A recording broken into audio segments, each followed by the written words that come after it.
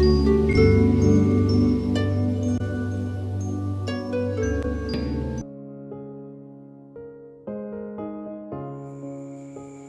damai, salam sejahtera bagi kita semuanya. Tema kita pada sesi ini adalah mengenai pengertian Pancasila menurut perjalanan leluhur. Saudaraku,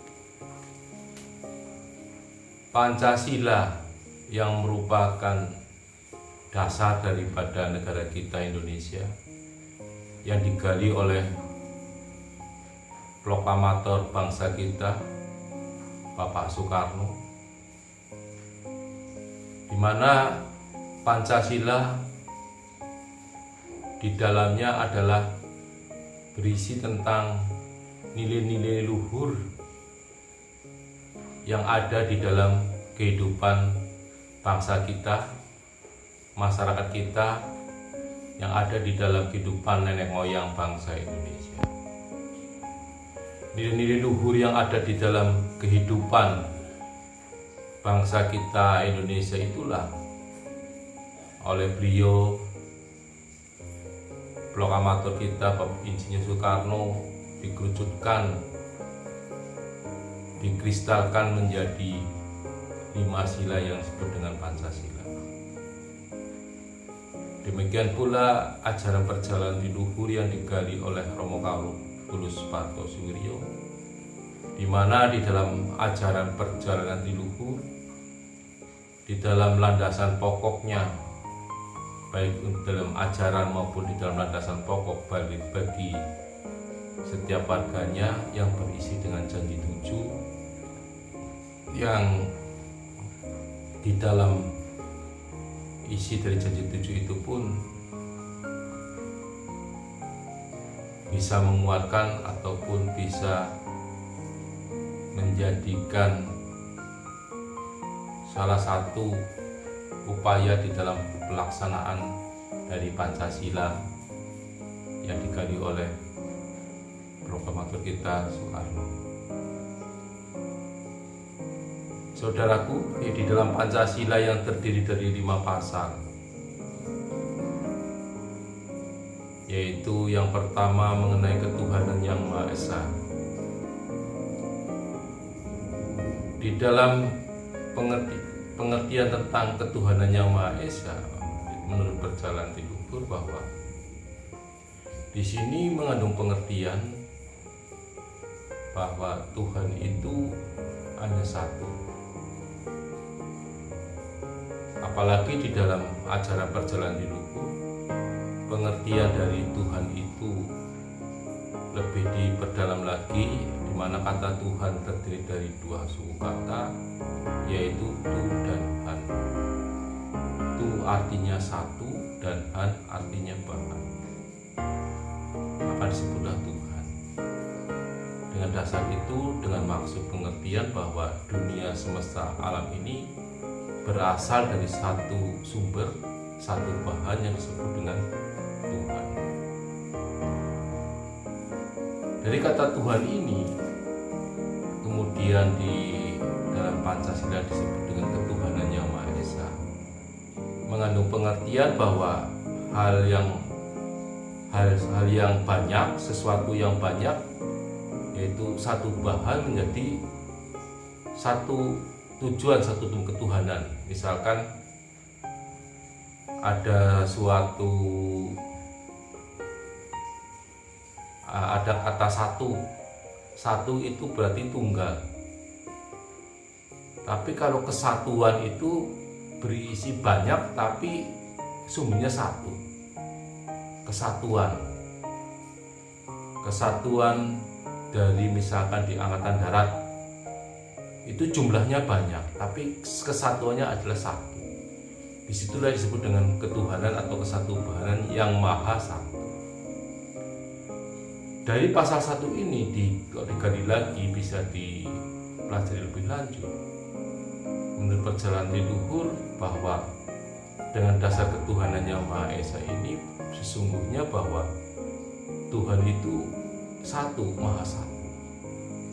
Sebagaimana contoh misalkan ajaran A menyebut Tuhannya A, ajaran B menyebut Tuhannya B, ajaran C menyebut Tuhannya C.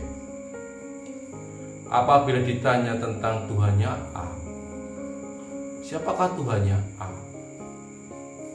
Tuhan A itu adalah yang menciptakan dunia semesta alam ini berikut isi-isi. Kalau pengertian Tuhannya A itu adalah seperti itu, maka secara logika dan akal sehat berarti ajaran B, ajaran C, dan ajaran D itu pun sumbernya dari Tuhannya A.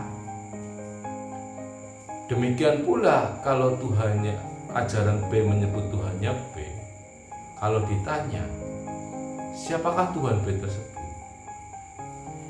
Tuhan B adalah yang menciptakan dunia semesta alam ini beserta isi. Kalau Tuhannya B menyebutnya seperti itu, berarti ajaran A, ajaran C, dan lain sebagainya sumbernya dari Tuhan B. Demikian pula di ajaran perjalanan leluhur. Di dalam ajaran perjalanan leluhur menyebut Tuhannya adalah Tuhanku yang Maha Suci. Meskipun penyebutan Tuhanku yang Maha Suci, di dalam ajaran leluhur benar-benar menyadari, benar-benar mengakui bahwa semua ajaran-ajaran yang ada di dunia ini, bahkan dunia semesta alam beserta isinya ini, adalah sumbernya dari satu, yaitu Tuhan yang Maha Suci.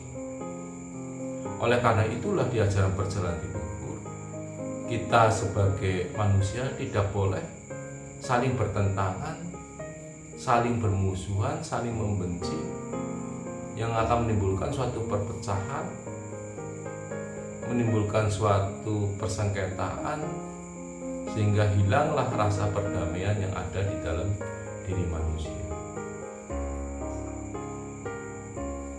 Oleh karena itu di ajaran perjalanan leluhur betul-betul menyadari dan mengakui bahwa Tuhan itu hanya satu.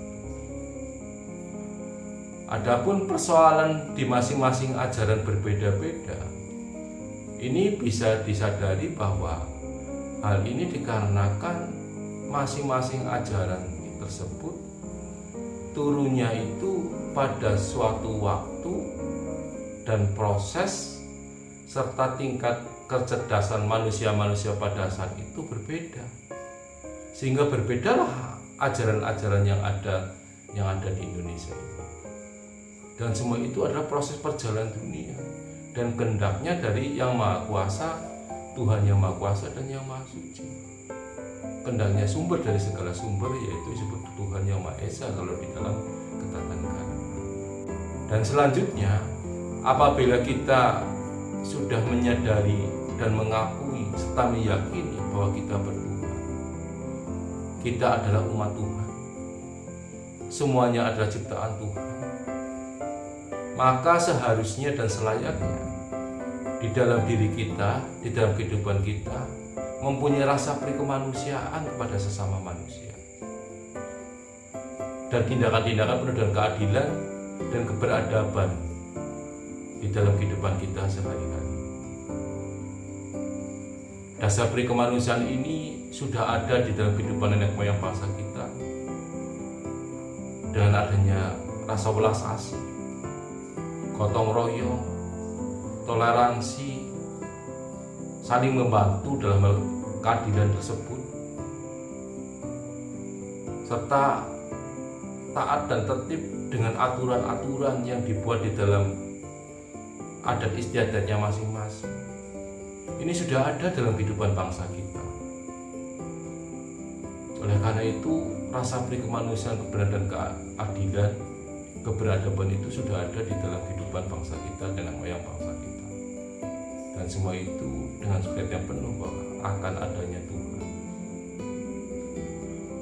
Dengan dasar-dasar rasa perikemanusiaan yang adil dan beradab dan berketuhanan inilah, maka di dalam kehidupan sehari-hari bangsa kita, nenek moyang kita itu senantiasa menjaga persatuan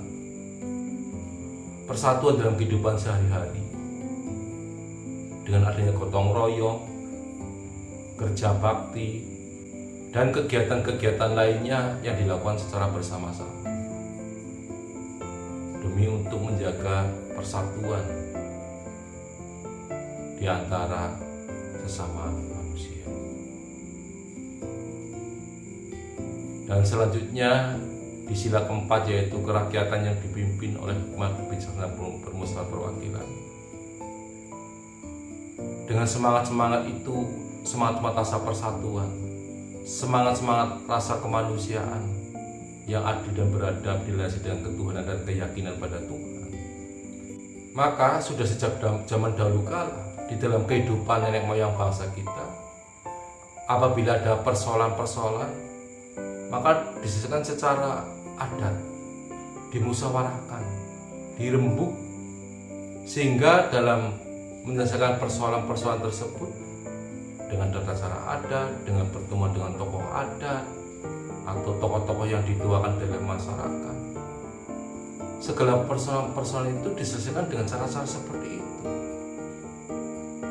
Tapi dalam penyelesaiannya tersebut tetap berlandaskan tanggung jawab kepada Tuhan dengan rasa beri kemanusiaan adil dan beradab dan menjaga persatuan, sehingga di dalam permusyawaratan tersebut diselesaikan dengan tenang dan dengan keputusan yang bersama dan yang bermanfaat bagi semua pihak. Sehingga dari hasil-hasil musyawarah tersebut, dari hasil-hasil pertemuan di tokoh-tokoh adat ataupun tokoh-tokoh masyarakat di dalam penyelesaian persoalan yang dihadapi, dan kemudian persoalan-persoalan tersebut dapat diselesaikan dengan dasar dan menghasilkan suatu keadilan sosial bagi seluruh rakyat Indonesia, keadilan yang bagi seluruh manusia kepada seluruh bangsa Indonesia.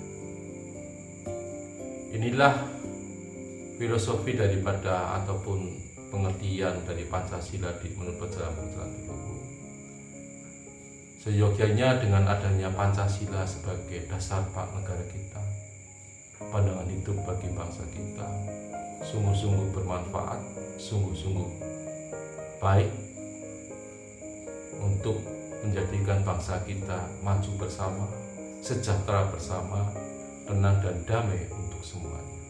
Demikianlah sepintas penjelasan Pancasila menurut pandangan perjalanan leluhur.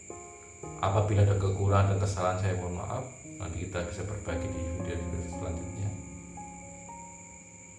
Semoga dengan ini bisa mengesan kita supaya di antara kita sesama satu bangsa, satu tanah air, satu nenek moyang yang sama, bisa hidup rukun, tenang dan damai seperti halnya nenek moyang bangsa kita semenjak dulu kala, penuh dengan gotong royong, kerja bakti, saling membantu, saling meminjamkan antara tetangga dengan tetangga apabila ada kekurangan.